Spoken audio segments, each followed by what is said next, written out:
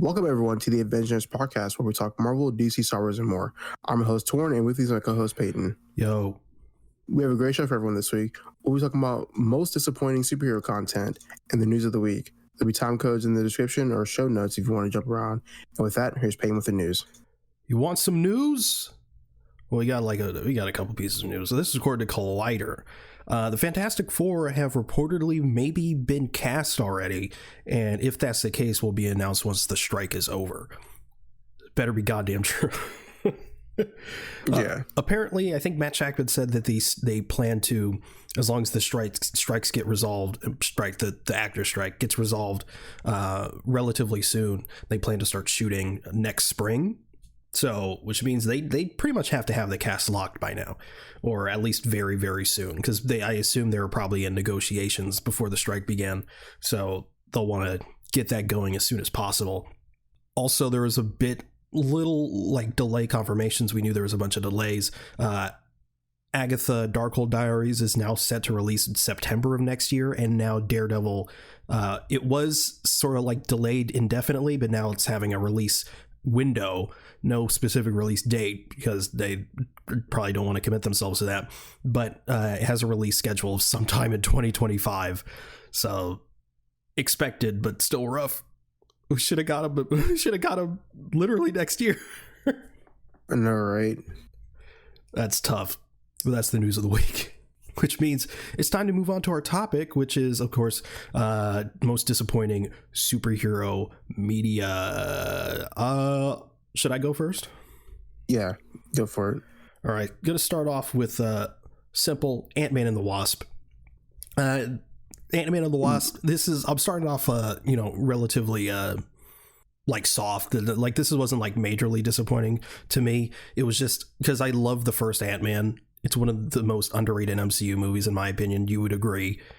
And Ant-Man and the Wasp, just like, it was fine, but there was nothing really special about it.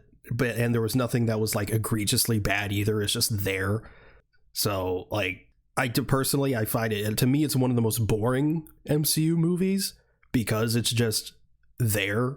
And it's like, I had a good time with it, but other than that, I was just like, damn, I don't know. I wanted just more out of it, considering I loved the first one so much. Yeah, I definitely understand where you're coming from. I personally have seen Ant-Man and the Wasp way too many times that I probably wouldn't rewatch it. Well, unless if I do like a marathon again for the MCU, which I think about doing soon, but who knows? I still got to continue the Star Wars marathon, Parks and Rec. Yeah, I was watching a few episodes of Parks and Rec. We'll talk about that later. So the one I want to start with is The Flash, and movie or show? The movie. Okay, I'll talk about the show in a little bit too. So yeah, the Flash. I'm not gonna get too much into it because we've already talked about it before, but as we've said before, like, the movie had some pretty good moments, but ultimately it had really bad moments as well.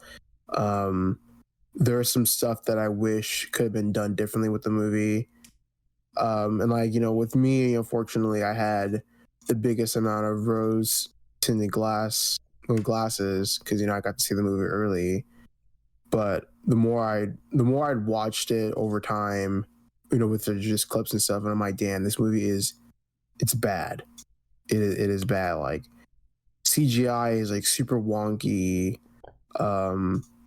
and like it's how like I've never seen a greater second act carry so hard in a movie. It's literally the only good part of the movie. Like, it is insane because of course, it's like usually with movies, it's like, they have, it's like a great first act and like a solid second act, and like a third act kind of sucks, or like it's not that good first act and then it starts getting like better and better as it goes on. This one, it's like, okay, well, you have like the beginning, which is like it's like just there. And the second act is just great. It has like great emotion and great character growth for like all the characters. One character, Michael Keaton and Sasha Kaye, just everyone doing their thing. Yeah.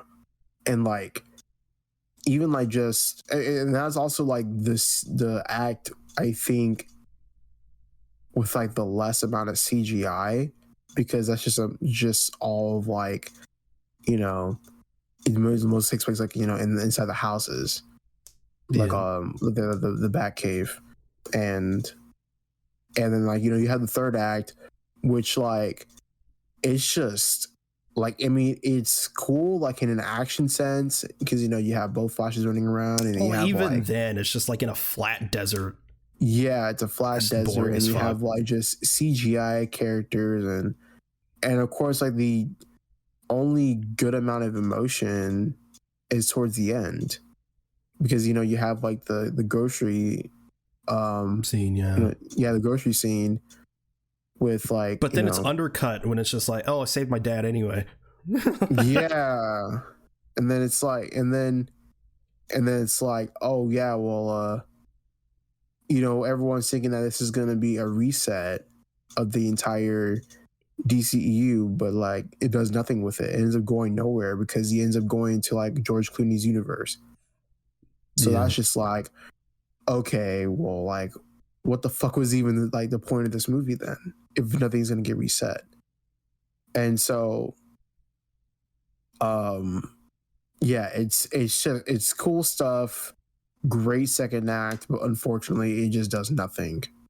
Like, and you know, like, and there's just like, and also it's one of the things where it's like, I know Peyton sent me the VFX artists like reacting to the Flash, and Corridor Crew, yeah, like it gets like, you think the CGI is bad, but it also gets worse when you're looking at it. I'm like, holy shit. When they really go into detail, it's like, oh, this is like, we knew it's bad, but it's even worse. And then there's some stuff that you don't even notice, and it's like that. Some of it's good, but even then, just overall, the majority of the movie is just not good. Even the good stuff doesn't really matter.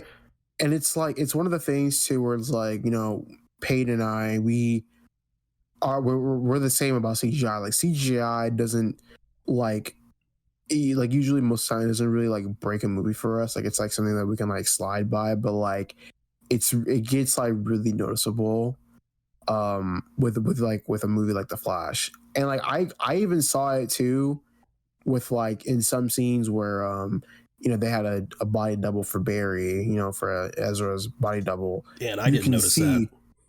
Yeah, you can see like in some shots where like his face just looks like it wasn't finished. Yeah, it's like a classic, and there's some scenes where it looks like his head is floating.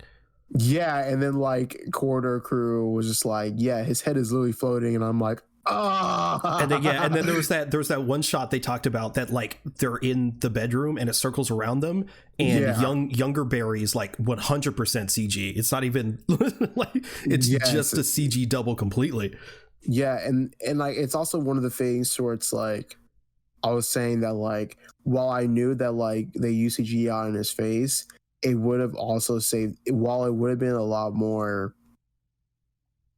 it wouldn't have been as much interesting shot wise to keep using Ezra, but they could have just stuck with like having the double there. Yeah, like, and kind of done the double was there. They just, well, no, but yeah, I don't know. I'm saying like it would have been a lot more better, like look wise, to have the body double there, but just keeping the camera on Ezra in different outfits, and so having the shot wise be static, instead of having the double there, like kind of having like the full shot, and you know, having real Ezra, and then like the body double with like wonky CGI, you know. Yeah, they made their lives harder by making it more dynamic than maybe it needed to be. Yeah, so like it, you know, it's fine, because you know, of course, like they use marks for their characters anyways. Why not just have the mark just be set, like kind of do like just a turnaround for the actors? But of course, like, you know, they decided to go that route, and then like, you know, and Ezra puts a CGI baby in the microwave. Well, that's pretty cool too. Yeah, I didn't put the movie on my list. I didn't put the series, right? Don't worry about it. I didn't put the movie on there because it's like I went in expecting to at least enjoy myself, and for the most part I did. I didn't go in there expecting greatness. I was excited for it, admittedly. I wanted to just sort of let the movie wash over me and sort of just forget the Ezra Miller stuff, the real life Ezra Miller stuff, and just take the movie as it is. And ultimately I got what I wanted because I was mostly there for Michael Keaton. And yeah, all of Michael Keaton's shit was great, so I was like, I'm good. Yeah, I definitely put it on my list because it's it's a thing to where like you know, we're both fans of the Flash, but like, you know, like I'm kind of like a big like Flash person. Yeah, you're definitely a bigger fan than I am. So whenever like it kind of like, and it doesn't like really like in a sense like hurt me, but like it's always a thing to where it's like, how can you fuck up a character like the Flash? And it's like, I thought this movie was gonna like at least do a better thing than like the show was doing, which I'll talk about like in a little bit. But it didn't, and that's kind of what disappoints me, because it's like, it's the fucking Flash. It's something that like no one should be able to fuck up the Flash, and they still do it every single time. The hardest thing to do for the Flash, the hardest way to write the Flash costume. Is no. Writing wise is just making his speed consistent. Oh yeah, most definitely. That's a big problem with like the show. Huge problem. And then the thing is, like, you know, with this one, with the Flash, Ezra's Flash, like, you know, kind of being like a connection to Zack Snyder's, you know, the Snyderverse, it's one of the things where it's like, okay, well, like, yeah, this one has his powers blue, like his speed is blue, the lightning is blue, and like, how does he get it from orange? And I know it was a thing to where it's like people were saying, well, yeah, you know, like your speed, huh? It's the suit. It's the suit? Yeah, the suit harnesses the Speed Force energy and makes it yellow. I'm trying to think, because I never saw Prime Ezra have blue lightning outside of the suit in the Flash movie. Pretty sure that they say it in the movie that it's the suit. Oh, well, I think. I guess I'm just. I mean, even then, even if it does, and it's still inconsistent with the colors. Trash movie. But yeah, that's a thing too, because I feel like with the Flash, writing wise, it should be like, and like, you know, like within the movie, I mean, I personally don't give a fuck. Like, I know like they're stepping away from origin movies a little bit from superhero movies.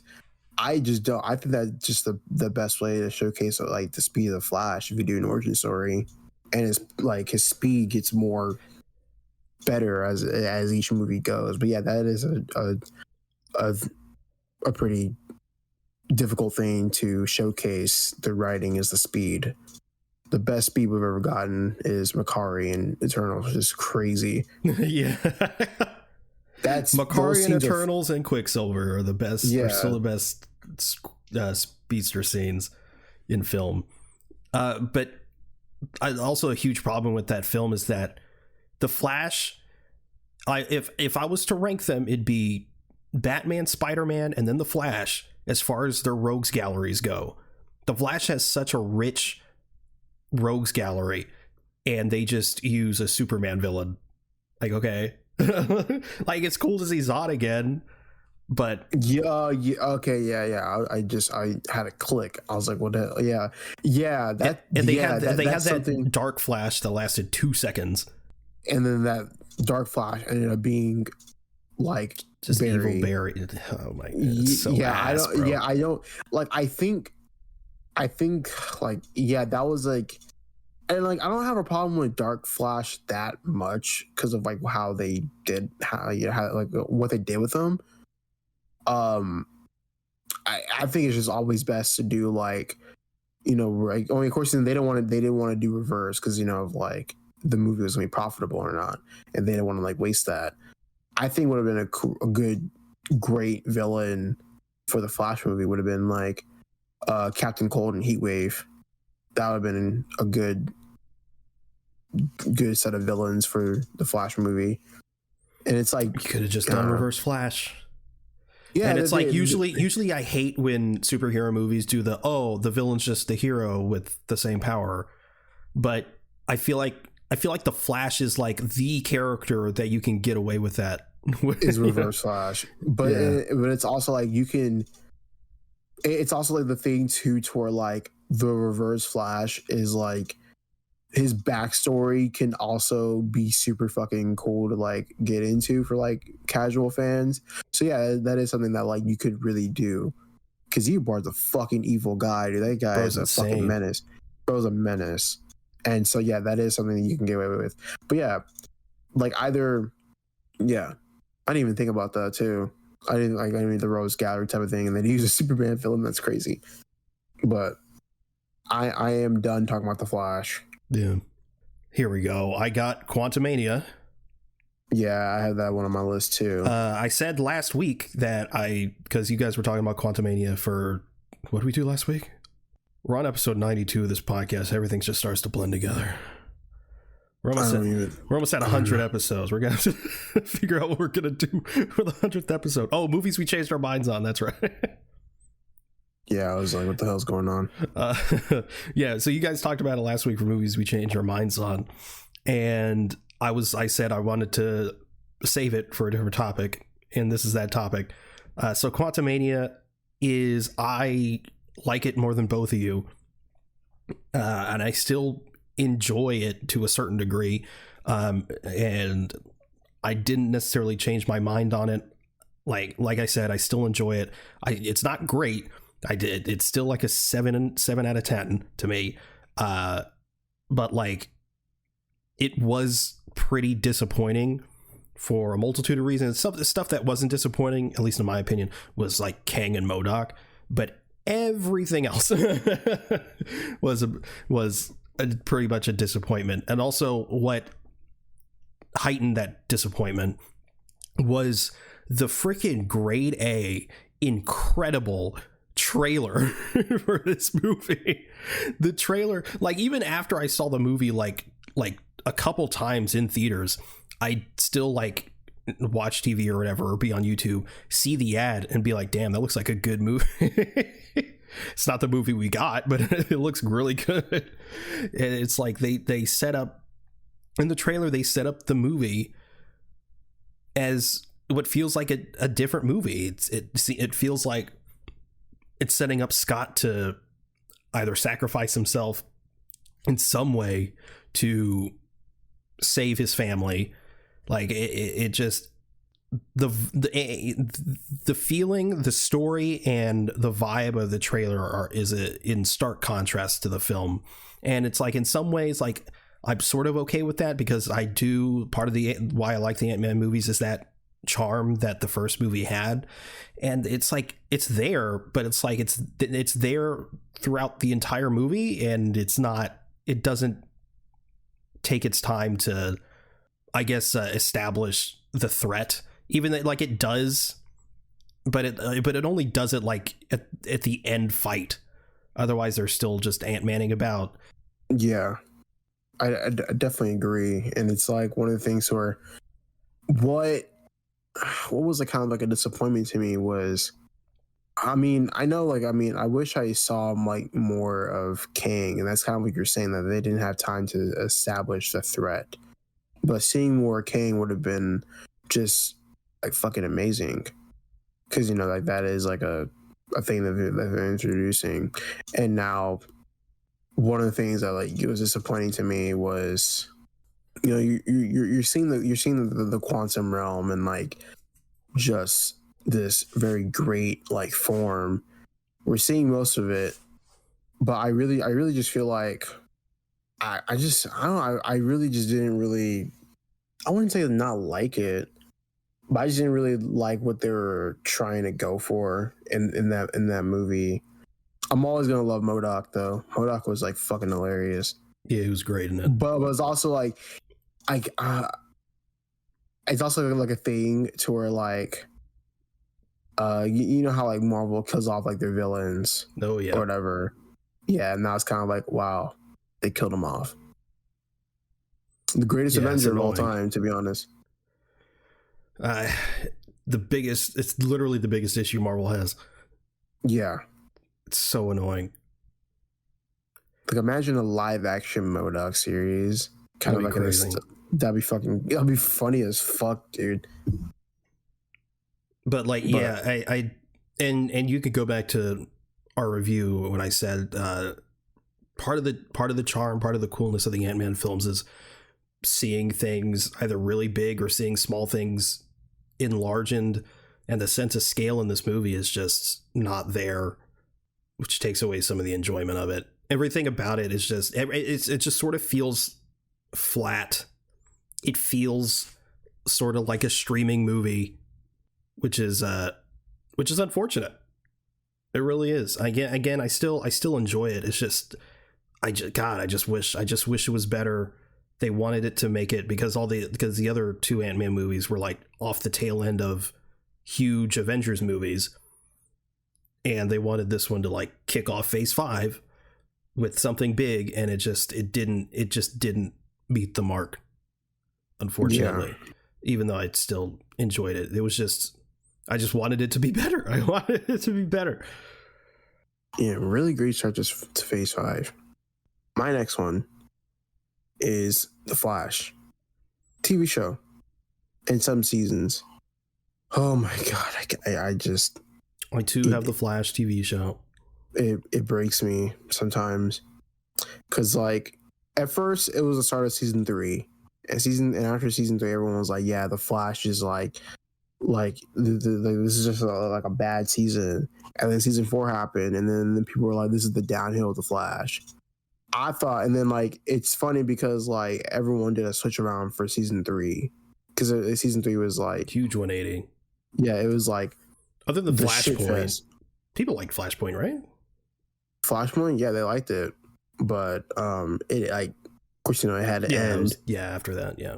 And so, like it's like as the show went on, people started to love season 3 more, which like I mean, cool, I guess. So now, in recent history, The Flash has three great seasons, 3 first seasons, and then like season 6 happened, and like Peyton and I mean, I'm not sure about like the other people, but that shit was fire until COVID hit. And then I don't even know what the fuck happened. I don't know, like the writers just like lost like hella IQ points, but they made season 7 fucking garbage. And it's like, what in the fuck happened? Because like, I didn't think it could get worse in the second half of season 6. Yeah, I think it was season 6 at least. Yeah, because like, yeah, they didn't even wait. Did they just end season 6 and then like, because the beginning of season 6 or the beginning of season 7 was supposed to be season 6. Yeah, and then they ended up just shitting on like just the back half of that with the whole like Mirror Master Iris thing, and that was just fucking garbage. And that was horrible. That was just garbage. Atrocious. And then at season 8, beginning of season 8 was the first 5 episodes of the Armageddon shit. Great. Like some of the best writing I've seen in a while. And that just says a lot. And then they just lost it, dude. Like, what the fuck happened? Yeah, it's like they have these bursts of like, ooh, this is really good. And then it just turns to shit. Oh, wait. I didn't even talk about that. At the end, oh, yeah, season 7. Yeah, the first half of season 7 was supposed to be the season 6 with the whole Mirror Master and Iris thing. And then they go on to Godspeed and they butcher the shit out of Godspeed. Oh my god. They butcher the absolute shit out of him. And then at the end of season 7, they bring in Reverse Flash to go against Godspeed. And then like it's funny because literally like I think like the last like 2 or 3 episodes of season 7, some of the best cinematography they had in the Flash. But you want to know what they fucking did at the finale? They started battling with fucking lightsaber lightning swords out of the Speed Force energy. It doesn't make any fucking sense. Like it just was fucking garbage, bro. Dude, I'm so glad I remember that shit. I never let them fucking get away with that shit, dude. That is god horrendous. awful. I remember I was watching, I was like, okay, this is kind of good. Okay, Reverse Flash is here. Okay, what's happening? They're teaming up. That's a little weird, but I guess I'll let it slide. What? Those are lightsaber, huh? It's just like, yeah, it's so trash. And what's funny is that like they like recasted like the Godspeed actor because like okay like let's just say Godspeed in like season 5 had a completely different like look to him and different build. So then like they went with like another person who can like fit inside the suit as well. And also I don't even know what they were doing to Godspeed.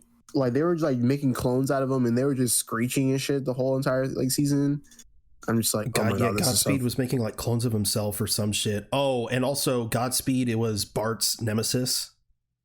Dude, that's oh my god, yeah. They're making Bart's like yeah, they're making fucking Bart's Reverse Flash Godspeed, which is fucking the dumbest thing ever. And I think I think I want to know why they did that. This is a theory. I think it's because they didn't want to. Of course, you know the first 3 seasons of the Flash were all about speedsters, and they didn't want to do another speedster thing. But I also think it's because like I mean, whilst the CW is great at making Flash costumes, I mean it took them like fucking 7 years to do a great Flash costume, but I think it's because they didn't want to use the money on like another suit, because then like they have to do like the whole like inertia thing, and like the inertia thing is like a clone, and so it's like they're all gonna do the clone thing. I guess they're thinking to do that with Godspeed, which is so fucking stupid. But yeah, they ended up making Godspeed Bart's clone. I mean, not clone. It's like Reverse Flash. And I'm just like, who the fuck wrote this script, bro? Like, why are you giving these actors these fucking horrible lines? This horrible like plot. This is so bad. I felt bad. And then like, I don't even know who the fuck was cooking, bro. And then I still haven't even seen season 9, dude. Like, that's how bad that this shit got to me. It's like, so for what I put down, I specifically put the Flash seasons 3 to 9, which is 3 to 9. Yeah, which is technically not true, because like season 3 was like not great. It was okay at best, right? Season 4, I think that like, the Thinker was like an interesting idea for the villain, but it wasn't executed well. Season 5 I do actually thoroughly enjoy for the most part. Yeah, it's fine. Season 6 starts off great, like we said, and then ass, and then season 7 is dog shit, and then season 8 is horrendous, and then season 9 they pick it up a little bit. They pick it up, but not by much. They do some interesting stuff.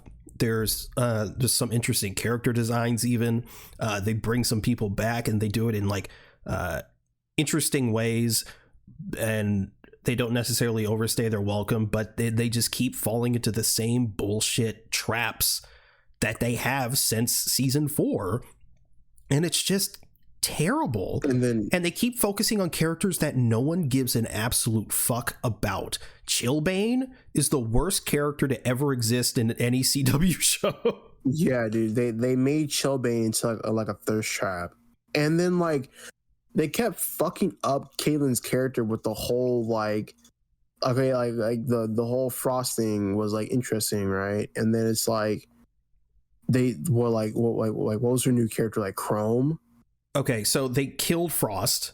Yeah, they killed and her. then Caitlin was like, "Oh my god, she's dead because she's my sister." And so she goes to save Frost and ends up killing herself in the process. So now Frost is alive, but Caitlin's dead, and Frost feels some type of way about that. And I don't even remember what happened, but Frost obviously dies or some shit like that. And then Caitlin is like reborn as like fucking like Celeste or some shit, some stupid shit, and she's like omnipotent, like some god-like entity who can literally, I think I've talked about this on the podcast before, she can literally do anything. As she can do anything. If the writers write themselves into a corner like, shit, how are we gonna get out of this, they just go, oh, Caitlin does something and everything's fixed. It's fucking horrendous. Oh yeah, I also remember there was like a part, we were just talking about the Flash's worst moments, and there's a shit ton of them. I remember there was like when Frost had to go to jail only for her to like get out. Oh like, yeah, episodes later. And I was super excited. I literally told you about what was happening because I was like, oh, this is perfect because we don't really like Frost, and this is a perfect way to just get her out of the show, but not having to like kill her off or anything like that. Cool, she's in prison, we don't have to worry about her anymore. But nope, literally like the next episode they break her out. They break her out, and then like they have a little like, it was like them and the Chillbane type of shit. And they try to like humanize Chillbane and like try to make you care about him, but it does not work. He's terrible. No, fuck that character. Oh, and also I remember at season 8, they were going more into like the like other parts of like the forces and stuff. Oh yeah. Like the Still Force and like the other shit like that too. I don't remember any of that. And weren't they calling Barry like their kids or some shit, like his father or some shit? Yeah, because they called him dad and shit. Like I forgot why he is there. I think it did make sense, but I can't remember what it was. I don't know. I just really don't know. I haven't seen season 9. It's gonna take me like a long time to watch it, but I remember they cooked with like one episode where it was like the Reverse Flash thing. They cooked with a couple episodes. Yeah, the Reverse Flash one was really good. At least I think it was season 9. And I told you it was season 9. No, yeah, the Reverse Flash one was season 9, but the other one they cooked with, I think was in season 9. It was another Flash loses his powers thing, but it was pretty good. I was just glad to see Matt Letcher again as Reverse Flash. Yeah. But yeah, I don't know. The Flash just had like so much potential, and they could have like picked it up, in which they did in some places, but it still like fell flat. Oh, and the finale is terrible. Yeah, the finale is horrible from what I heard. But it speaks volumes to how bad the movie is, that it's still like, damn, this show is ass. Grant's version is so much better. Yeah, exactly. Despite it also being terrible. Yeah, everyone, like anyone like you see online, it's like whenever you see like anything about the Flash, you're always gonna see your Grant Gustin's Flash is better, which like I don't disagree, but you're right, it does speak volumes of how much ass the Flash content has been compared like from the show and the movie. But it's like, you know what, this shit's ass, but you know, I'm gonna fuck with Grant though. Yeah. But and the entire Team Flash thing is super annoying because Iris is like the worst. Iris got like more unlikable. Oh my god, don't even. Oh my god, I just got reminded of like some of the worst dialogue and some of the worst gaslighting I've ever like seen. So I think like besides the whole no Barry, we are the Flash thing, like stupid. But I remember at the beginning of season 4, they were like in therapy, and then like Iris got mad at Barry because she was like, "You left me." I'm like, "You want the world to like, oh right, I remember, explode?" Yeah. and then like I remember what was, I think it was in season 5 when like Nora got introduced. Iris got mad at Barry for she got mad at him for fucking something, dude. And I'm like, this bitch has the audacity, bro. This is horrible.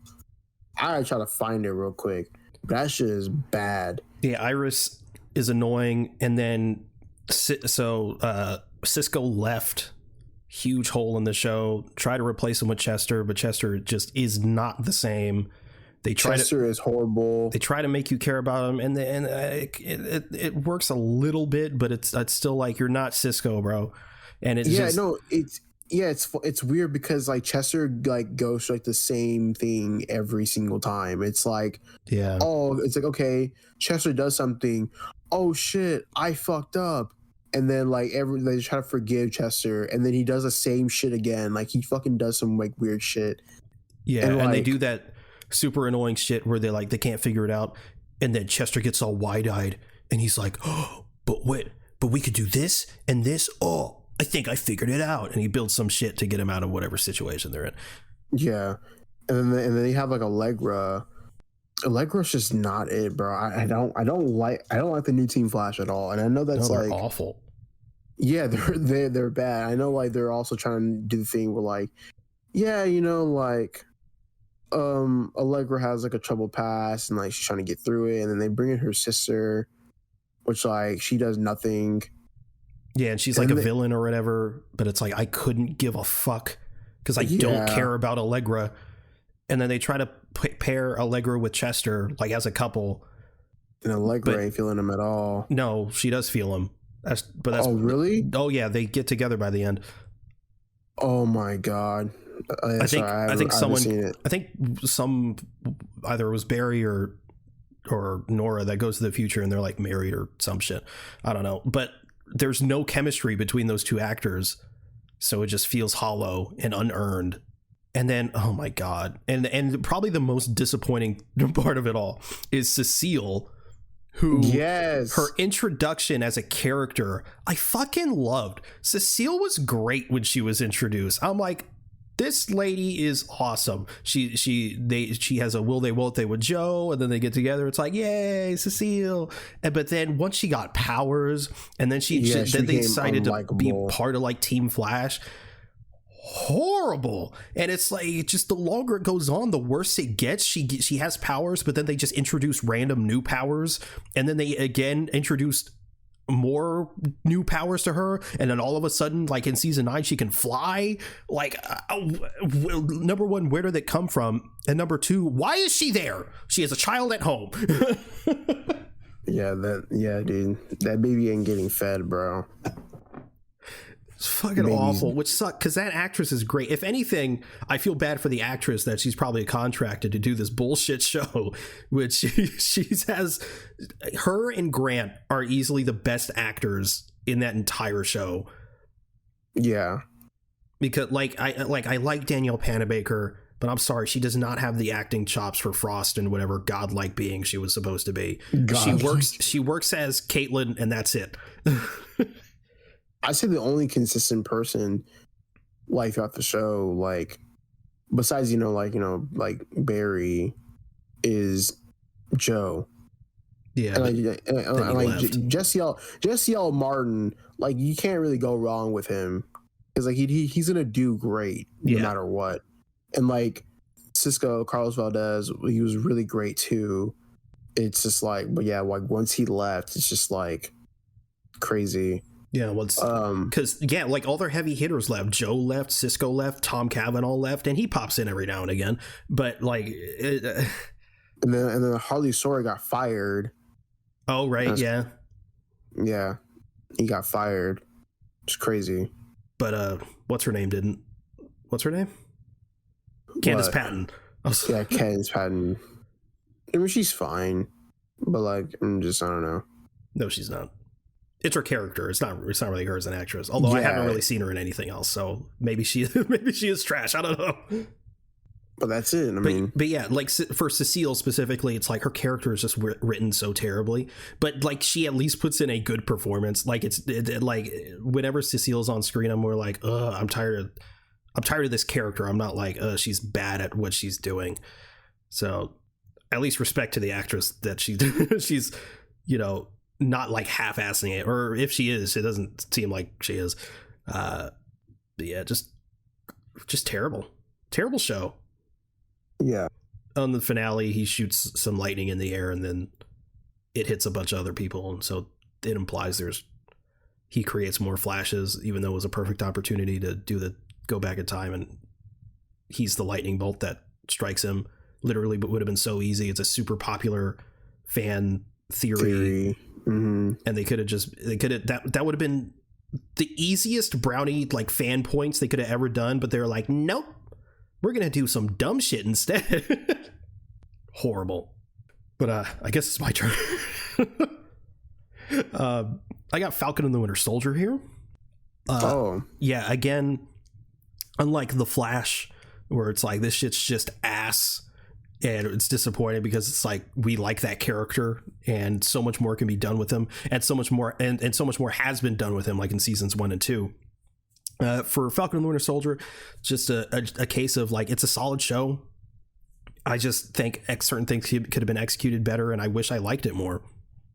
I really love the Falcon being Captain America thing. I love that he's like sort of disillusioned. He doesn't really know if he wants to take up that mantle for, you know, number one, because of the pressure, but also because, you know, racial tension, you know? And that's the main part of that show that I really, really loved, is that they were, you know, handling and playing with the idea of, can a black man represent America in this way? And I just don't think they did enough with it. I think they should have doubled down on it. But even then, because it's we're always going to go back to it, this 6-episode bullshit, because like, it very much felt like Falcon's show, and Bucky didn't really get to do that much.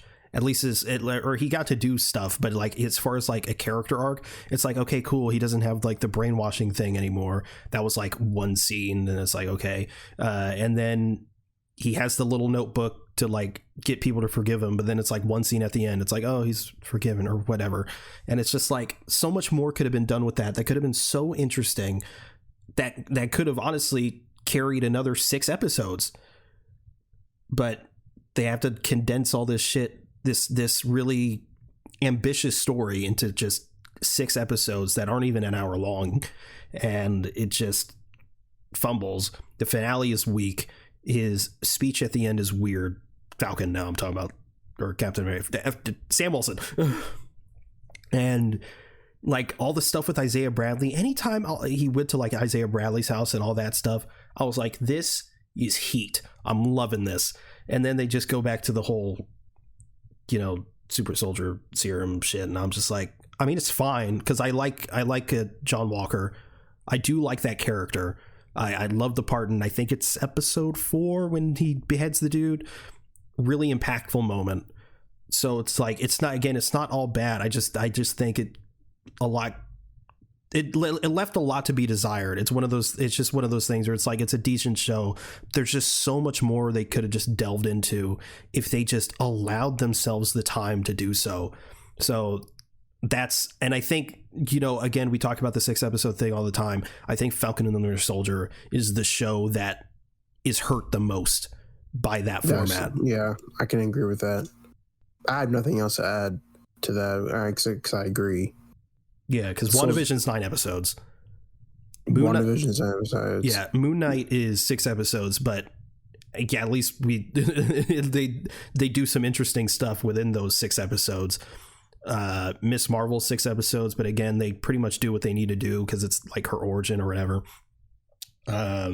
Loki is just fantastic. So that's like, again, probably Loki and Hawkeye are probably the ones that do the 6-episode thing the best.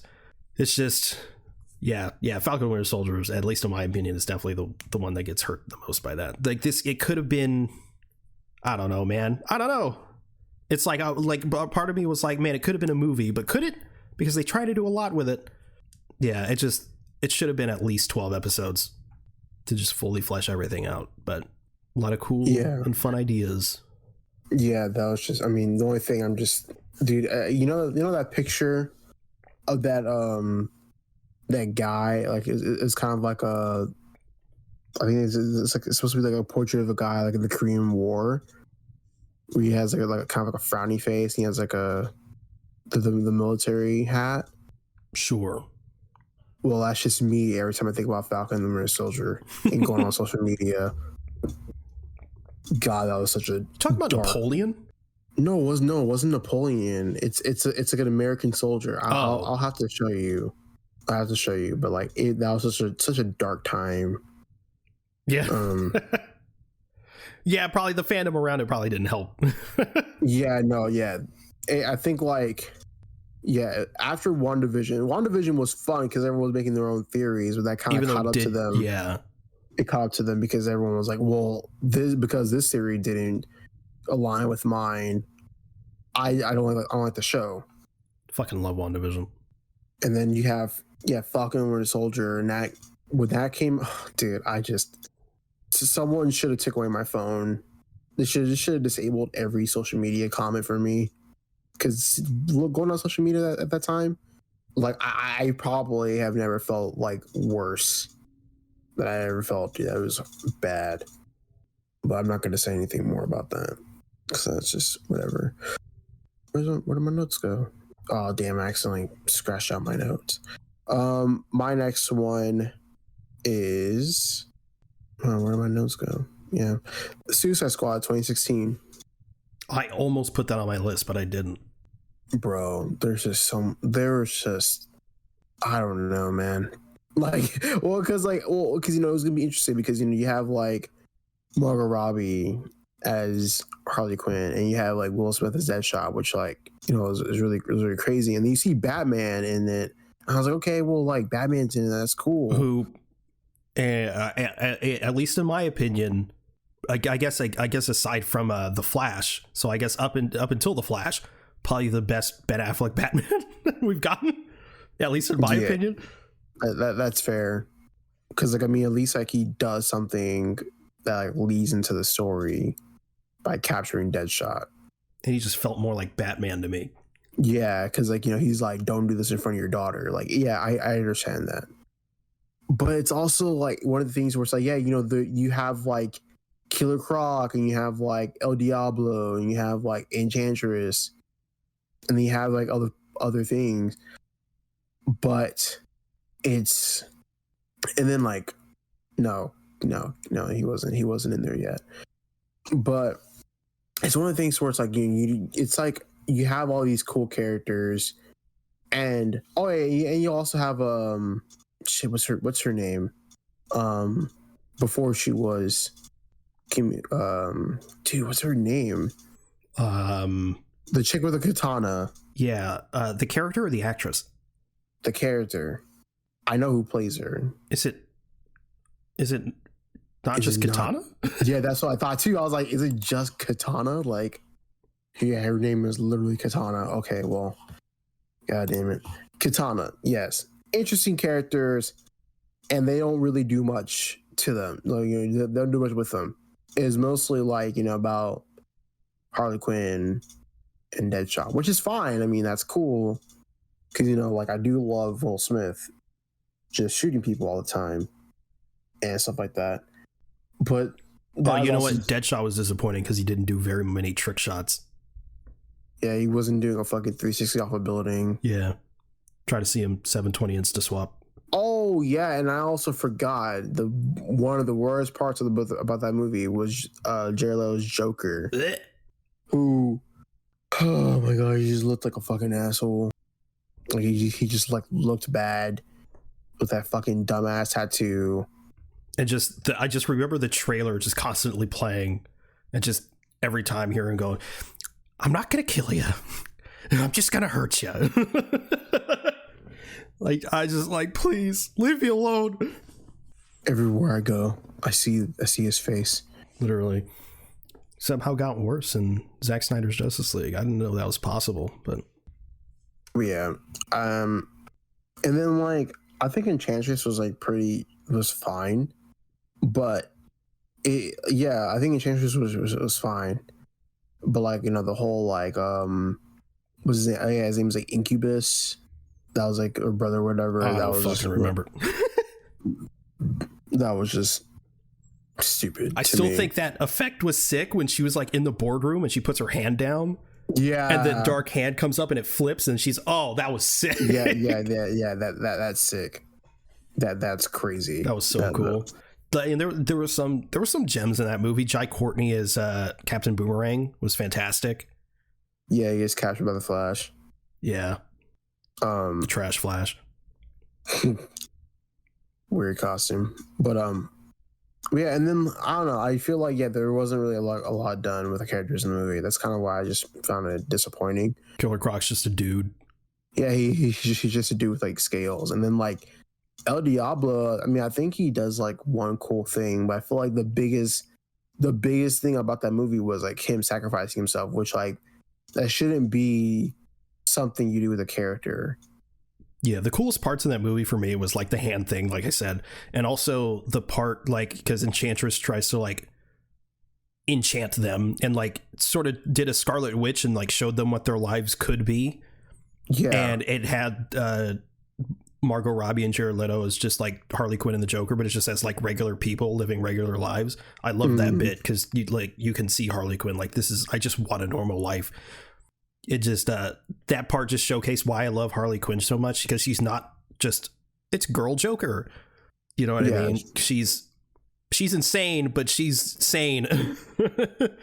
Yeah, she is a self-aware, insane person. Yeah, like she knows she's batshit crazy, but it's also like she has that control within herself. But yeah, she's also just someone who's very troubled, but wants to be a normal person, and that got ruined because of what she had to go through with Joker and stuff like that. But yeah, that I have nothing else to say about Suicide Squad. Yeah. My next one is Guardians of the Galaxy Volume 2. This is a bit of a short one for me. I should have put that one. Yeah, because it's like I've said on record multiple times, and I still stand by it. Guardians 2, I do really like a lot more now than I used to after rewatching it. I think it's even better after Guardians 3. But initially, when I watched it for the first time in theaters, it was pretty disappointing. Not that it was bad or anything. It was a really solid movie. It was still Guardians of the Galaxy, but the Guardians 1 was just so fucking good. So like incredible. One of the best MCU movies ever up till that point. And Guardians 2 like we always talk about, the humor undercutting the serious moments. If it happens in any movie, it's Guardians 2. And it's just, like I said, it's a bit of a short one, but I've changed my tune since then. But at least on initial viewing, it was pretty disappointing because the Guardians 1 just set such a high bar that Guardians 2, it was almost an impossible feat to meet that bar. Yeah. Even though he did exceed that bar with Guardians 3. Yeah, I definitely agree. Every time I think about Guardians 2, I just think about Pac-Man. Oh. Anytime I think about Guardians 2, I just hear, "Excuse me, I need to take a whiz." or he has the light or whatever. He's like, "I'm gonna make some weird shit." Love that bit. Also, as much as I don't like Guardians 2, it has one of my favorite Drax moments in there. His nipples? Where like, no. Oh, it's that he has a penis? No. Oh. It's when Mantis gets knocked out and then he says, "Mantis, look up." That's a funny one to me. But other than that, I agree. Terrible movie. Yeah, we can say whatever we want about it now that Will's not here. Horrible. The worst movie in the MCU. You ready for this one? Yes. This is my last one, by the way, because it's my last one. Batman v Superman. Really? Yes, dude. Huh. Okay. Disappointing. Did I watch it in theaters? I did watch it in theaters. Yes, I remember because I got scared at the You got scared? What? I got jump scared because I'm sorry, this is fucked up. When the guy in the court, the guy in the wheelchair fucking explodes. And cuss him. Boom. Okay, yeah, I get that. But also has like one of my favorite shots in that movie, where there's actually a lot of cool shots in that movie. Yeah, it's Zack Snyder. But one of them is after that explosion, it zooms in, it pushes in on a Superman. He's just looking around, sort of like in Super Speed. Like, God damn it. Yeah, exactly. Yeah, that is good. But no, it's like this movie was like a disappointment, like to me, because of the fact that like, you know, you have Batman and Superman, which is something that like people have been wanting, you know, for like a long time, like in live action. It was an I Am Legend. What? It was an I Am Legend. There was a Batman Superman poster. Oh, that's right. And they prophesized it. But I remember the marketing of this movie was insane. It was good marketing. It was great marketing. You know, you had it like all over New York, and it was all over like YouTube, and people were making YouTube videos about it. And then great. Deadpool capitalized off it, and yeah, which was great. And then like the movie came out, and I'm like, yeah, these are some cool shots, but like it really did nothing for me. I really felt like Superman was at his worst. In my opinion, I feel like he didn't really was given enough room to work with. And then like I feel like the whole like, I mean, I understand like from the standpoint of like, you know, Man of Steel, why Batman doesn't like Superman, because you know the whole thing. Yeah. I mean, even though yes, that movie is a disappointment, that beginning scene in Metropolis is fucking crazy. Yeah, I hate that movie, but I gotta give props when I gotta give credit where credit's due. Great sequence. Yeah, that shit was awesome. And then like there's like I said, I thought Superman was at his worst. I feel like Henry Cavill wasn't given a lot to work with Superman, because I felt like Superman was always like in a corner in a way, which I mean I kind of repeated myself. And then Batman was just like, you know, super vengeful in this movie, which I know Snyder was going for. Definitely took inspiration off of Frank Miller for sure. He's fucking killing people. Even though in Frank Miller's version he didn't kill people. Yeah. And then the whole fucking like, save Martha, was you that name? And there's the warehouse fight, which is cool and all. Wish he didn't kill anyone. It would have been cooler. Nah, bro. I think that's fine. It's one of the best Batman sequences I've ever seen. Nah. No, I'm just kidding. It's a nice action sequence. I personally don't mind it. I do think it's way overhyped. I'm sorry. You think it's way overhyped? I mean, it's really cool, and it is very it is very Arkham, you know. Yeah, it's cool, and I think it's fine, but it's kind of neutral about it. Like, I definitely understand why people don't like it, but I don't think it's like I fucking hate it or anything. No, it's good. Because like to me, it's like I'm not that much of like a Batman person to where I would be like I fucking hate it. Because I mean I don't know, I think it's fine. I like him. I like seeing him beat people into the fucking ground. I think that's just fucking satisfies me. The fucking.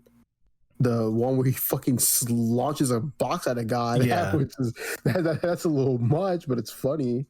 Yeah, but like it's like for Batman, it's like there's a way to be brutal without just annihilating everyone. Yeah, exactly. Case in point, the Batman. Mm-hmm. He was just fucking bodying motherfuckers. He was just constantly punching people. Like, bro, he's down. I'm vengeance. Okay, bro. Fucking the fucking TikTok audio, he's like beating this guy up, and he's like, "Hey man, I think you got him. You want what he's having? This is justice for Gotham." Well, yeah, that sequence, what doesn't, I don't mind it at all, but it's also the it's also the thing to where the sequence. The Martha sequence is funny to me. Now Jesse Eisenberg as Lex Luthor, I did not like at all. Horrible. The worst casting in history. I don't know where they were going with that. Had he been like someone else, I guess it would have been fine. But I don't know. I feel like Lex Luthor should be like, I'm not saying like I wanted him to have a better frame. And like, of course, bald, and they shade him at his head at the very end. But no, I did not like Jesse Eisenberg as Lex Luthor at all. That's very bad casting choice. And then they fucking spoil Wonder Woman in the trailers. Oh yeah, and Doomsday. Like, that was like the start, one of the starts of like the conversation where people were seeing too much of the trailers, and people were saying, I'm seeing the whole movie. That was also like one of the a big thing at the time, and which definitely hurt the film. I don't know why they thought they needed to do that. It's Batman and Superman in the same movie. I don't know why they ended up doing that. Dude, you know what's crazy? Wonder Woman got spoiled twice in two DCE. That's crazy. But yeah, like they showed off Doomsday, where he looks like a fucking Ninja Turtle. And like, I think the thing of Doomsday was interesting. You know, they're using Zod's dead body as a thing for, you know, I think it's interesting. I don't think it's like the best way to go about it, but I think it was interesting. But like the look wasn't there. And then after, and like the whole thing, like also like fucking Batman using guns, that was kind of crazy. That was like crazy as fuck. Horrible. Yeah. What would you rate Batman v Superman? Because I don't. Well, without the ultimate, without the ultimate cut, it's like a 4 out of 10. And with the ultimate cut, 6 out of 10. Valid. Because at least with the ultimate cut, of course, you know, with it being 3 hours, it makes things fleshed out and not as rushed. And also it makes Superman, you know, a better person. Yeah, it does make Superman a better person, because it also with this one, it kind of like it's kind of like what I said, like don't make a character's big thing their sacrifice. Yeah. And that's kind of what I think about Superman, because like, unless it's the movie way down the line. Yeah, because I know the whole thing with like, the one thing people hate about Superman for Snyder Superman is that he's seen as a god, and that's what he should be regarded as in these films, which is not the whole point of Superman. He wants to be like, he's a godly hero who wants to be human. But in this one, it's like he's a god that needs to be tied down and not be human. Yep, that's my biggest issue with Snyder Superman. He just feels like Kal-El. I don't see any Clark Kent. Yeah, and so like when you're putting him, that's the whole thing. You're strapping him down. You're boxing him in a corner. He has no room to like grow. And then his biggest thing of growth is like, okay, I gotta sacrifice myself. They're doing the death of Superman, and then that's not right. And then they fucking revive him in a shit movie with a floating mustache. Yeah. The floating lip. And with no mullet, no beard, no black suit. They did a black suit, but no beard, no mullet. Whatever. Pain. Yeah. And then like also, that's the thing too. Yeah, I just did not really like that at all. But I did not like Batman v Superman. Yeah. Not much. This is random, but I hate when Snyder fans like or when people who like Superman and Lois are like, this is how Superman should be, because that's how Superman should be. And Snyder fans are like, oh well, they're just taken from Snyder and Man of Steel. It's like, yeah, they're taking cues visually, but as a character, yeah, as a character, no one. I don't think many people have a problem with Man of Steel visually. It's a great looking movie.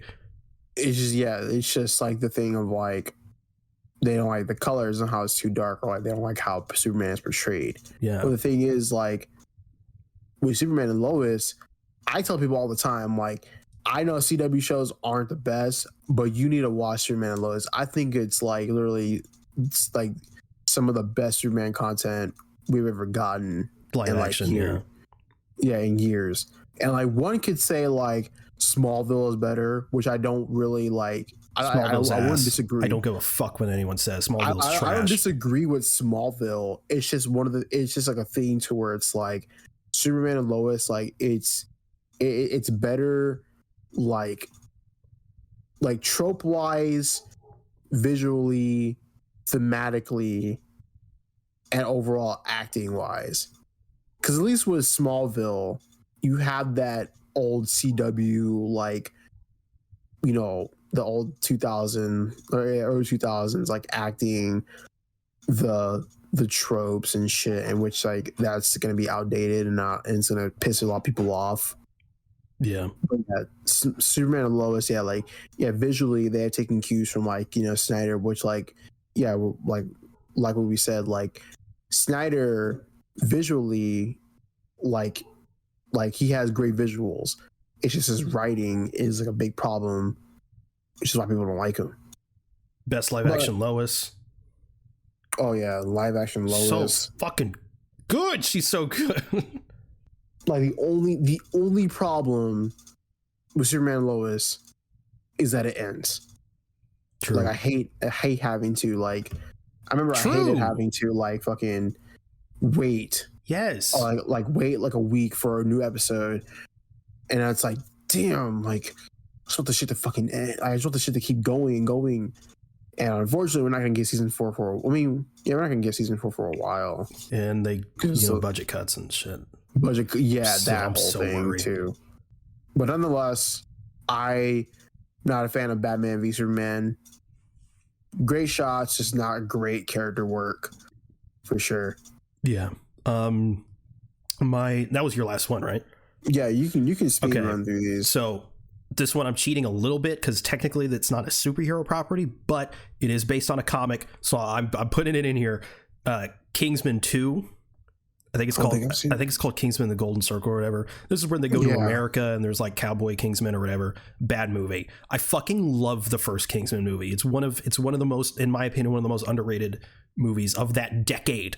And it's not like it's like a hidden gem in the sense like, you know, it was like critically not loved, but it's actually a good movie. No, like whoever watched Kingsman liked Kingsman, but I just don't think enough people talk about Kingsman. But the second movie, what a massive disappointment. Like, it does some interesting stuff, but ultimately I don't think it's written very well. I think it kind of felt like, because the first Kingsman is sort of like a parody of James Bond without going into like Austin Powers type shit. It's doing James Bond while it's doing its own thing, but also being like pretty cheeky about it, like, we're James Bond. But the second one feels like a parody of the parody. So it's like it's parodying James Bond already, but it almost felt like it was parodying it itself from the first movie. And like some properties can get away with that, but not in their second film. And it was just weak. The villain was weak. Pedro Pascal was in it. He was great. And that was actually, I think Kingsman 2 might be the first thing I've ever seen Pedro Pascal in. Yeah, that's like the first thing. That's like that was kind of like one of his breakout roles for sure. It was Game of Thrones. No, it wasn't. Yes, it was. No, it wasn't, dude. Dude, Game of Thrones doesn't exist to me. It was Game of Thrones and The Mandalorian. It doesn't exist to me, dude. Game of Thrones doesn't exist. Kingsman. All right. I knew you agree with me. Yeah, you're right. I'm sorry. but yes, it's Matthew Vaughn. There's cool action sequences in it, but again, none of the action sequences really live up to the first one. And yeah, the villain trash, and it's just not great. Unfortunately, it was like Guardians 2, because the first one set such a high bar, except Guardians 2 is actually a good movie. Like this one, where it's just like, damn, what am I watching? It's really unfortunate. They do some really dumb shit with Colin Firth's character. It's not good. This is probably one of the biggest disappointments on my list, because I love Kingsman so much. and The King's Man, the prequel thing they did. But yeah, the next one I have is The Defenders. Oh, dude, don't even get me started on that. Yeah. Look, and this is one of those things for me where it's like I actually have quite a bit of fun with this show, but it just could have been so much more. Two the biggest things that don't help this series and are probably the biggest hindrance to it is Finn Jones's Danny Rand in Iron Fist he feels so out of place. Like everyone is like cool, and then there's just Finn Jones, and also the villains, which is the Hand, the weakest part of Daredevil season 2, just going straight into Defenders. So I mean, it wasn't really a recipe for greatness. And then they get Sigourney Weaver and just like kill her off really soon. It's like you get such a heavy hitter like Sigourney Weaver and they don't really utilize her at all. Exactly. I was just thinking that too. It's really frustrating. And there's some shit with like there's a dragon under a building or whatever. I don't know. Yeah, it's one of the things where with Defenders, I think of like Defenders and like the whole entire like the Marvel Netflix stuff. I just think like fucking like Danny Rand is like just like some fucking like he's kind of like a waste of a character in this like series, because Iron Fist is fucking trash, dude. Like like it's supposed to be like, oh, the team's coming together with Daredevil and Jessica Jones and Luke Cage, but then Danny's there, and then even in the Defenders, Colleen Wing is more interesting.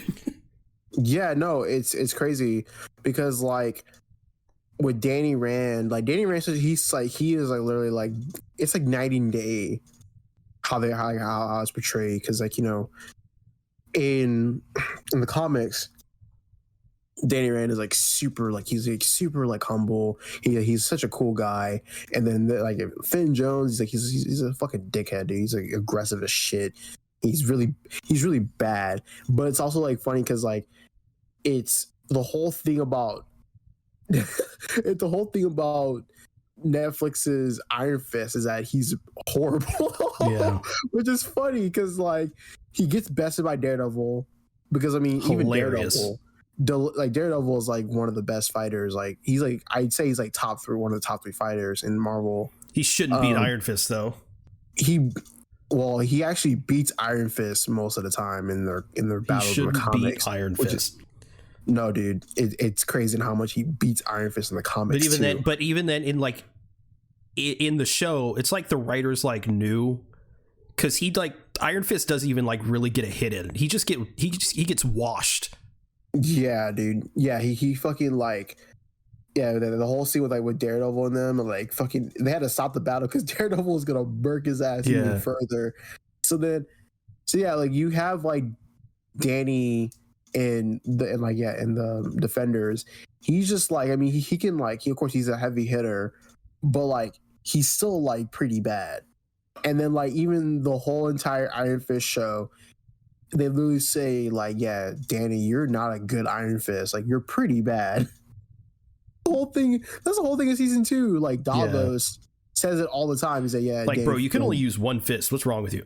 Yeah, like Danny, you're a fucking trash Iron Fist, dude. Like it's crazy. That's like the whole thing about Danny and the Marvel Netflix stuff. But yeah, in the Defenders, I think that's Elektra at her worst. That's Elektra at her worst, and which clearly isn't Elodie Young's fault, because it's definitely not just her the way fault they set up that character. She's a great character. Really hope they bring her back if they decide to do Elektra again. Yeah, but yeah, it's like one of the things where it's like, because even like Daredevil season 2 wasn't like the best, but like she was a highlight of season 2, which is really great. And then this one, it's like, yeah, the whole thing is like, yeah, she's not the Elektra that Matt remembers, so she's gonna be like a little off. But even with her being a little off, I still don't find her that interesting. Yeah, in the Defenders. And then it's like also like I feel like the only interesting part of the Defenders was like a little bit of Luke Cage, but Jessica Jones and Daredevil. Yeah, I was gonna say, like, the reason why this team's dynamic should work is because you have their sort of two duos with Heroes for Hire, Luke Cage and Danny Rand, which in itself doesn't really work as a Finn Jones. Like, it works sometimes, but then Daredevil and Jessica Jones, which is just such a fantastic pairing, and then all four of them should work as a unit. But yeah, it's just Daredevil and Jessica Jones are easily the best part of that entire show, and obviously because it's Daredevil's the most popular one, it's pretty much a continuation of his show. It's Daredevil season 2.5. Yeah, but also it's just like Kristen Ritter has great charm. Yeah, as Jessica Jones, and dude, it's like their chemistry on and off screen is just like immaculate. That's why it works so well. Yeah, and then also, just I don't like the hand. Like, no, they're just not good. The hand is. I like the hand in like some of the some of the recent Daredevil stuff, and some of the stuff recently in the Marvel comics.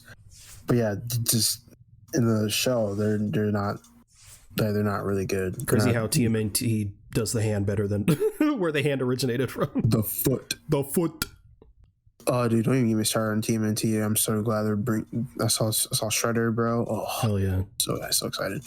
But yeah, the Defenders. I definitely understand where you're coming from, and it's one of the things where it's like, I binged that show and I got nothing out of it. I was like, oh wow, like, like there's some cool sequences, like the hallway and the office stuff, which is cool. Oh, and it was 8 episodes. Yeah. Oh yeah, it was 8 episodes. Which it's like. With the Netflix stuff, everyone at the time was complaining that it's 13 episodes, it's too long, it's too dragged out. Defenders, 8 episodes. The one series you shouldn't have done, you shouldn't have made it shorter, you made shorter, because you have to handle 4 characters and the hand. Exactly. That should have been 13 episodes. Exactly, yeah. It's one of the things where it's like, yeah, it definitely felt like rush as fuck. And it's like, Sigourney Weaver got killed like in episode 4. Ridiculous. Like episode 4 or like 5, and it's like, come on. And even then, like with Sigourney Weaver, yeah, like you said, she wasn't like given enough to work with. But like thinking about it, like all she was doing was like talking. Yeah, she was standing around and talking. And it's like, damn, like she can't do no kung fu, bro. Like she can't pull out like a fucking xenomorph out of her bag. And they don't they set up that she has like cancer or something, like some illness. Yeah, but then they just cut her head off. Yeah, like, okay. So like, yes, there's really no room for that. I mean, like, Sigourney Weaver got a check, which is cool, but it's like, it's Sigourney Weaver. Like, how do you waste Sigourney Weaver like that? Yeah, crazy. But yeah, so my last one is Green Lantern Beware My Power, which is an animated film in the new animated DC movie continuity. Was that the one from 2019? 2021. Oh wow, okay. Yeah, so it follows Jon Stewart, and it was so disappointing to me because it comes after Superman Man of Tomorrow, which is what started this new continuity, which is really good. It's, I think, sort of like it's what I imagine what James Gunn is going to do for Superman Legacy, because it's an origin, but it's not an origin. It's just really, really early days Superman. He has that like flight suit that whatever his son has in Superman and Lois, that's his like proto suit. And then it goes into Batman The Long Halloween, which again is great. It pretty much follows the comics. It takes its own liberties, but it does it well. And then it goes into this, I believe, if I have the order correct. And it's just, it follows Jon Stewart, played by Aldous Hodge, who, again, I don't know if it's Hawkman. Yeah, I don't know if it's his direction or whatever, but like I had an issue with Hawkman, he just feels very flat and monotone, and I'm not a fan. But I liked him better in this than I did as Hawkman, but it still wasn't great. Green Arrow's in it. He was fantastic. But there was it basically, there was some character assassination in this, specifically with Hal's in this. I'm going to do minor spoilers. I'm not going to do crazy spoilers, but Hal is in it, and he was like kidnapped or some shit, but he's there, but they completely fuck his character. And there's some weird ideas in this. Like, I think Hawkgirl's in it. It's so bad, especially it gets worse as it goes on, but it like really loses it in the third act. It's truly bad, because, and again, the biggest part of it being disappointing. If it was a standalone thing, it'd be like, oh, that sucked. But because this universe that they're doing started off so strong with their Superman and Batman movies, and then they go into this. So not only do they just completely fuck Hal Jordan's character, Jon Stewart is boring. Green Arrow is cool. They also bring in Adam Strange, who's a really, really fascinating character that I feel like a lot of mainstream audience don't really know about. And I was like, oh shit, they're bringing in Adam Strange. That's really, really cool. But then they barely do anything with him, and they don't really utilize some of the most interesting aspects of his character. It was such a massive disappointment. But yeah, I think the biggest part for me was for as far as it being a disappointment, was them just completely fucking up Hal Jordan's character. It was bad. But yeah, that was my last one. Yeah, I have nothing to say about that because I don't watch the animated stuff. The only animated stuff I've only seen with DC was the Long Halloween Part 1 and Part 2. Yeah. But yeah, that was my last one. So did you watch anything this week? I gotta check my handy dandy app called Letterboxd. But yes, I saw 2 movies on Tuesday whenever I was done filming. I watched Crank High Voltage and War of the Worlds. Crank High Voltage, it's batshit crazy, which, like, after the first Crank, with I'm not gonna spoil anything if you want to see it. They're on Netflix, by the way. Jason Statham plays he's a hitman, and he's going around, and like pretty much in the first movie he's been like drugged, in a sense. They gave him like this like Chinese drug, like it's like affecting his heart, but like he has to like get his adrenaline going because that's what the heart thrives, right? So he's walking around, he's just doing like crazy shit. He's like fucking like beating people up. He's like fucking trying to find this like drug called like starts with an E. I can't pronounce it, but basically, yeah, he needs to like he needs to get his heart going by adrenaline. He wants to kill like the member of that gang. And then in the second movie, it opens up with like how the first movie ended. I'm gonna just fucking say it. And at the end of the first movie, he falls out of a helicopter. Like he fucking kills like the leader of the gang member, the leader of the gang, and he falls out of a helicopter with no parachute. He fucking bounces off a car and he's dead. But like the second movie opens up with that. The Chinese like takes his body, and they like steal his heart and they give him like another one. But like this heart kind of like thrives off of like electricity. So everywhere he goes, he's just like fucking using electricity to like power his other heart. So he's like tasing himself. He's like going to like generators and shit and stuff like that. And so it's just batshit crazy. But like visually, it's like not really good because like there's a bunch of like flashing lights, and it's as if Edgar Wright edited this when he's like off the perk. There's so many quick cuts and shit, and it's like really hard to follow sometimes. But like that's just kind of how it is. And then the War of the Worlds, I haven't seen that movie since I was a kid, and I forgot how crazy this movie was. See, I'm surprised how high your score was, because for War of the Worlds, yeah, because from what I hear, it's just kind of okay. Well, it's one of the things where I think probably nostalgia has something to do with that. Sure.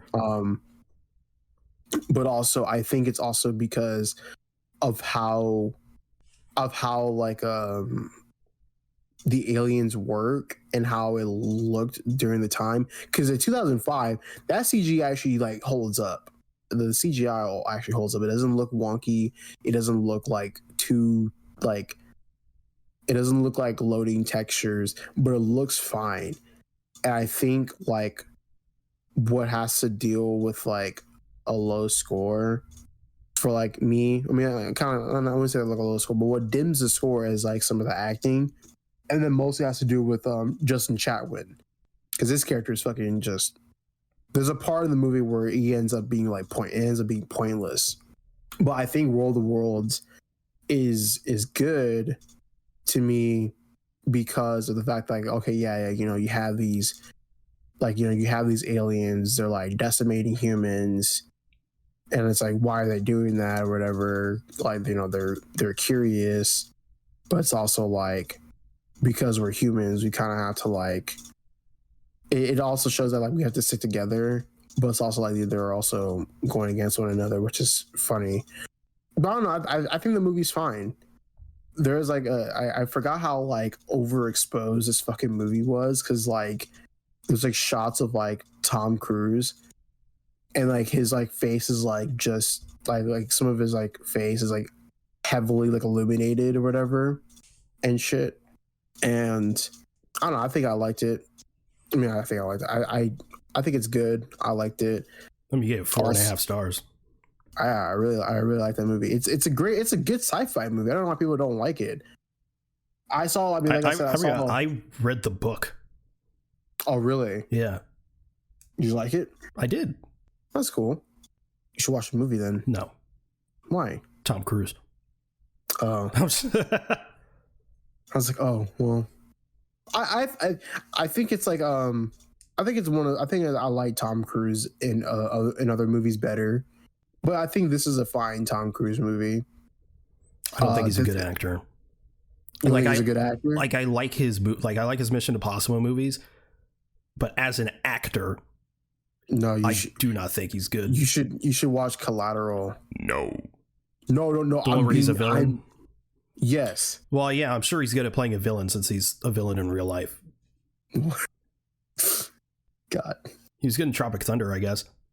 So I still was like fucking. I was so surprised I was Tom Cruise in a fat suit, but it's so obvious now. It is obvious now, but like, at the time, I was like Tom Cruise. I was like, what? Yeah, my dad fucking loved telling me that. He was like, you know, that's Tom Cruise. I'm like, yes, Dad. You've told me. That's funny. But yeah, World of Worlds. Oh yeah, it's also shot on film. So, ew. I saw like I was like looking at the. I was like, you know, looking at it, and I was like, wait, this is a little bit of grain here. Like, what's going on here? I looked it up, and like, yeah, it's shot on like film. Only pussy is shoot on film. Yeah, bro. Tell no one that. With his 70mm bullshit. I'm just kidding. No, I watched. I finished since it ended. Ahsoka. Yeah. Good shit, man. Good shit. It was weird because those first 2 episodes dropped, and I enjoyed them, but I wasn't like in love.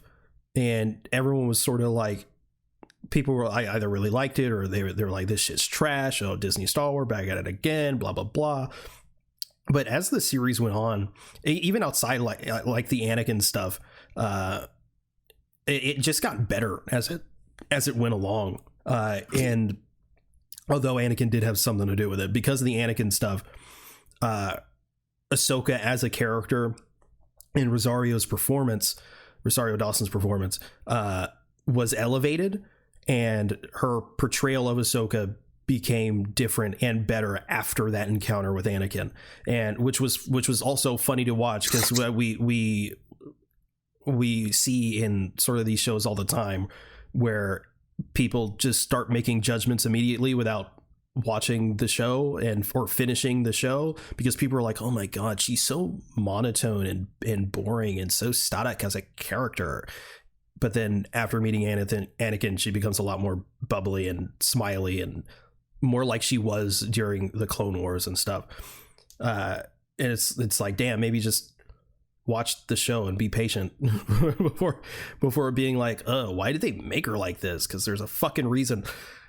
Anyway, but yeah, it was a good show, good finale. I just can't tell with the finale because it leaves off on a cliffhanger, and it's hard to tell whether they're setting up for maybe a season 2 or they're setting up for it to go directly into Dave Filoni's Heir to the Empire movie. Either way, it's very, very exciting. And it was a really, really solid show. I still think, I was gonna say I still think Obi-Wan was better. I think aspects of Obi-Wan were better than Ahsoka, but also aspects of Ahsoka were better than Obi-Wan. So they're sort of on par ish. Yeah. What I've been seeing recently, people are switching up on Obi-Wan from what I'm seeing. In a positive way or a negative way? In a positive way. People are, because like there's like some some of like, I've been seeing more of like the reunion stuff with Hayden Christensen. Oh yeah. And Ewan McGregor. People were like, dude, Obi-Wan was actually like pretty fire. And people were like, yeah, I really liked Obi-Wan. And it's like stuff like that. I've been seeing some of that. And I'm like, wow. The internet is going to internet. I know, right? It's like, so it's like, wow, it's the MCU but reverse. Yeah. But yeah, Ahsoka's good. It's definitely, you get a lot more out of it if you've seen Rebels. I mean, it was always meant and pitched as a Rebels continuation. For sure. But yeah, so people that are going in blind are probably, they like my dad, both my parents watched it, and they both went in blind. They haven't seen Rebels. They couldn't care less about the animated stuff, but they still enjoyed it. So it's not necessary. You'll just probably understand maybe more of the references and some of the characters that are introduced but are still familiar because you've seen Rebels. But yeah, I also again finished Only Murders in the Building, which is a show on Hulu starring Martin Short, Steve Martin, and Selena Gomez. I saw the first episode of that whenever I was at my internship. It's pretty solid. It is. It's very good. I watched the first season around when it came out, and it was fucking great. I really, really loved it. But the second season came out, and I just never watched it. It wasn't like, ooh, I don't want to watch this. But then I just didn't watch it. And then the third season came out, and I just didn't watch it. And it just ended, the third season, like a week or two ago. And luckily they've been renewed for a season 4. But yeah, I don't know why I just never got back around to watching it, which was a mistake because the show is still fantastic. I think it might have been one of those things because a lot of times murder mysteries, it's like it works once and then it's like, okay, well, shit just keeps happening and it just kind of feels weird. Like why? Like, but I don't know. I don't know what writers they got over there, but they are fantastic at managing to weave in these murder stories that even like it still features our main cast of characters, and yet this stuff just kind of happens to them, but it doesn't feel inorganic. I don't know how they managed to do it because again, that was my fear, but it was great. My favorite part of this series is the tone. It doesn't take itself too seriously. It knows what it is. And at times it even becomes meta. Like the characters have a literal fan base. And they have like a group of like super fans that sort of like follow them around. And you just get not random, but you get scenes with them that are like, I thought this bit was a bit lazy. And yeah, so I thought season 2 was a bit weaker than this. It's like, so they're pretty meta and self-aware, but it's a really fantastic show. Highly recommend it. Not to you though. You have a lot on your plate, but maybe later down the line. Yeah, I definitely have a lot on my plate right now. And the first episode of Loki came out. Hip hip hooray. It's fucking great, man. It reminded me of why I liked Loki so much, because I haven't rewatched it. I haven't seen it since that first season came out. God damn, man. I forgot how much I love the vibe just alone. Fucking love the vibe of the show. And they really nail the sort of paranoia that Loki feels. I'm not going to do any spoilers, since obviously it just came out. But Ke Huy Quan's character in this is fucking fantastic. He's just doing his thing. What an infectious guy. He's just so delightful. And that doesn't change here. The show is really, really well written. And I don't mean from like a story's perspective necessarily. After all, we do only have one episode. So, but I mean, as far as like dialogue goes, they're really on the money, and the dialogue is really sharp between the characters, and it's really intelligent and really, really funny. A lot of times in dark ways. It's such a fantastic show, and it made me want to go rewatch season 1, because I forgot how much I liked it. And I'm super excited for the rest of the season. It's only 6 episodes, which is annoying, but the first season, actually managed to do the 6 episodes well. So I'm hoping for the same here. The press actually got 4 episodes. They usually get 2 episodes. They got 4 episodes, and the reception has been very, very positive. So that's good to know and good to hear. But yeah, you haven't seen it yet, have you? No. You got to get on that shit, man. You got to get on that shit. I will. But yeah, is that the show? That is a show. All right. Well, thank you everyone for listening to the Avengers podcast. If you want to follow us, we're at Avengenerds on Twitter. That's AVENGE nerds, all one word. If you want to follow either one of us, you can reach me at @itzenith_ on Twitter. Where can they reach you? At Touring Guy on Instagram. Amazing. We also have a Discord if you'd like to join the conversation there. Those will be linked in the show notes. We also have a link tree for any additional links you may be interested in. You can also review the show in-app on Apple Podcasts. If you could leave 5 stars in a review, it will really help us out. Thanks again for listening to the Avengers podcast. We'll see you next week. Later.